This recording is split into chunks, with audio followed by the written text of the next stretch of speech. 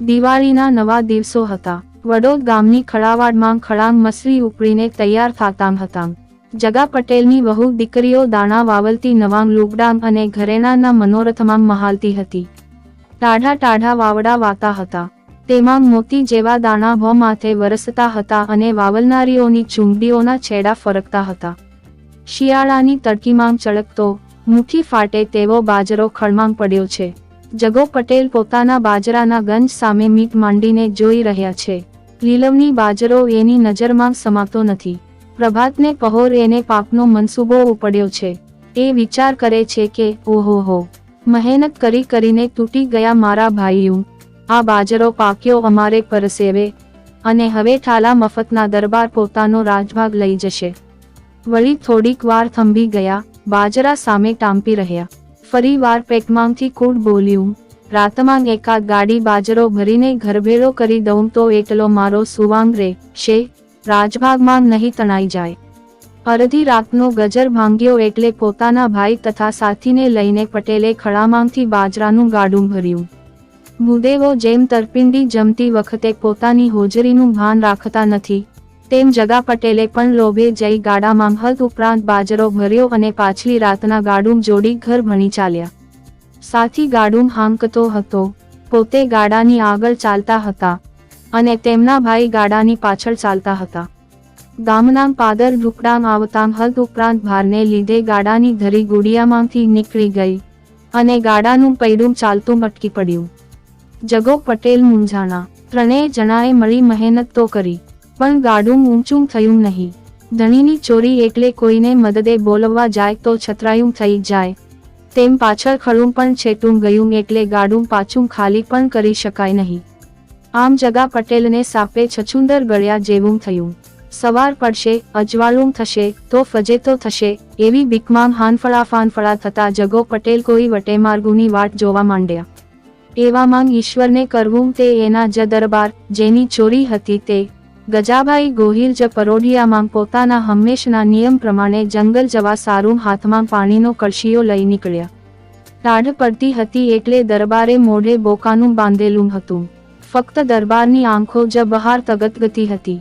જેવા દરબાર જગા પટેલના ગાડા પાસેથી નીકળ્યા તેવા જ જગા પટેલે, ગરજવાનને અક્કલ ન હોય એ હિસાબે, દરબારને કોઈ વટેમાર્ગુ ધાર્યા અને મનમાં વિચાર્યું કે આ આદમી અજાણ્યો હોવાથી ગામનાને ખબર નહીં પડે કે હું બાજરો છાનોમાનો લઈ જાઉં છું.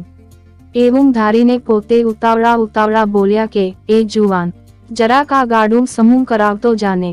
અંધારું, ગભરામણ અને દરબારે મોઢે બોકાનું બાંધેલ એટલે જગા પટેલે તો દરબારને ન ઓળખ્યા, પણ દરબારે જગા પટેલને ઓળખી લીધા. દરબાર સમજી ગયા કે મારા રાજભાગનો બાજરો આપવો પડે એ ચોરીએ પટેલ છાનુંમાનું ગાડું ભરી લઈ જાય છે. પરંતુ દરબારે વિચાર કર્યો કે હું ઓળખાઈ જઈશ તો જગા પટેલ જેવો માણસ ભૂંઠો પડશે, શરમાશે. માટે પટેલ પોતાને ન ઓળખે એવી રીતે નીચું જોઈ ગાડાને કેડનો ટેકો દઈ પૈડું ઊંચું કરાવ્યું એટલે પટેલ ધરી નાખી ગાડું ચાલતું કરી રાજી થતા ઘર ભણી હાંકી ગયા. હશે હોય, બિચારા રાત દિવસ ટાઢતડકો વેઠી મહેનત કરીને કમાઈ અને સારો દાણો ભાળીને એનું મન કદીક બગડે તો એ શું થઈ ગયું? એ પણ આપની વસ્તી છે ને. આમ વિચારતા દરબાર ચાલ્યા ગયા. આ વાત બન્યાને આશરે 6 માસ થયા હશે. દરબારના દરિયાવ દિલમાં ઉપરની વાતનું ઓસાણ પણ નથી. એવે સમયે દરબારમાં મહેમાનો આવેલા. હવાલદાર મહેમાનો સારું ખાટલા ગોદડાં લેવા જગા પટેલને ત્યાં ગયો. પટેલે હા ના કરવાથી હવાલદારે જગા પટેલને કાંઈ કડવું વચન કીધું એટલે પટેલને રીસ ચડી. પોતે બોલ્યા કે મારે આવા દરબારના ગામમાં રહેવું જ નથી. હવાલદારે પણ તોચડાઈથી કીધું કે ત્યારે શીદને પડ્યો છો, તને ક્યાંય બીજે મળતું નથી, હાલ્યો જાને. એટલે જગા પટેલને પગથી માથા સુધી ઝાળ લાગી ગઈ. દુભાઈને રાતે ગાડામાં ઉચાળા ભર્યા.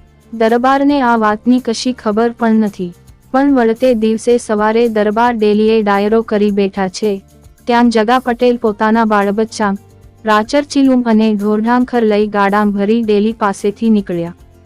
ગામના માણસો એમને વારવા મનાવવા માંડ્યા, પણ પટેલ તો વધારે જોર કરવા માંડ્યા. દરબારને ખબર પડી એટલે દરબારે પણ ચોપાટમાંથી નીચે ઉતરી જગા પટેલને ખૂબ સમજાવ્યા અને કારણ પૂછ્યું.